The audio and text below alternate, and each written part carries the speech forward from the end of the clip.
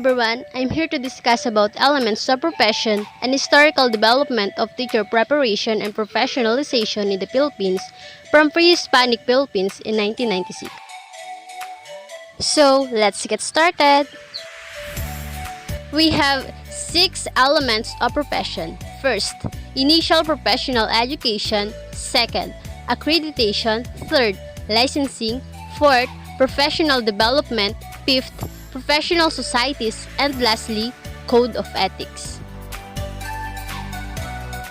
Let's start with initial professional education, which means professionals generally begin their professional lives by completing a university program in their chosen fields like teacher education, engineering, nursing, and accountancy. This means long and arduous years of preparation. Take note, this is just initial, which means only the beginning because a professional is expected to learn this endlessly. Next is accreditation. University programs are approved by a regulatory body like the Commission on Higher Education or CHED in the Philippines to ensure that graduates from these recognized programs start their professional lives with competence. Third is licensing. Licensing is mandatory, not voluntary, and is administered by a government authority. Is the Professional Regulatory Commission or PRC.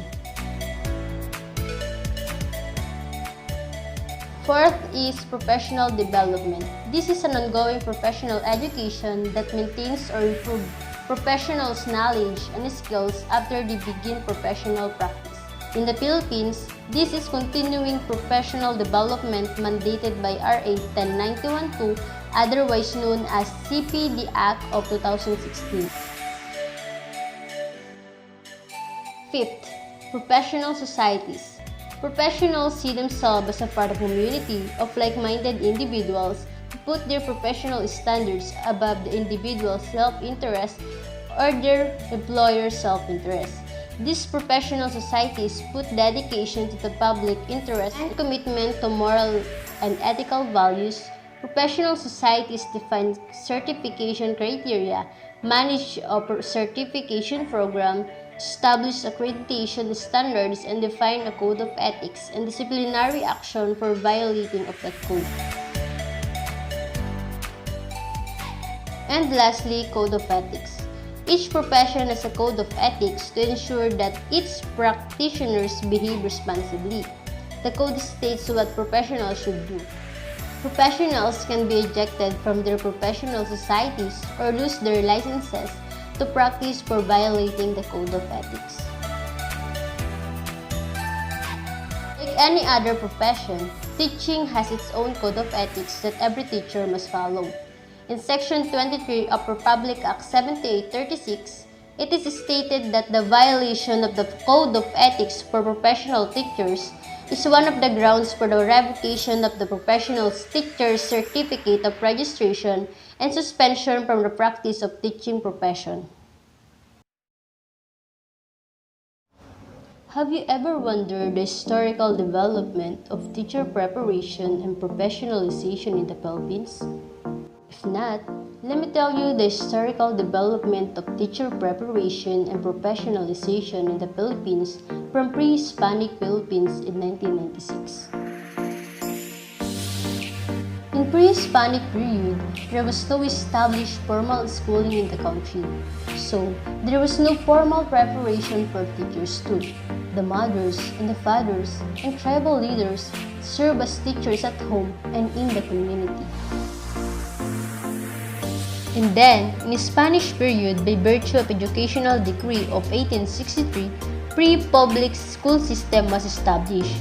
There was one school for boys and another school for girls in every municipalities. The Spanish missionaries served as teachers. The same decree was provided for a normal school run by Jesuits to educate male teachers in Manila.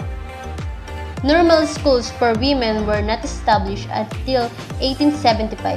So, it was the Spaniards who started training teachers in normal schools. Paz de Ramos, once Dean of the College of Education of the University of the Philippines, Diliman, claims that the foundations of teacher education in the Philippines were laid by the Spanish government during the mid-18th century. It is said to have begun on August 4, 1765, where King Charles of Spain issued a royal decree requiring each village to have maestro on November 28, 1772. At the end of the Spanish rule, schools during the Spanish era were closed for time by Aguinaldo's government, so there was no teacher preparation that took place.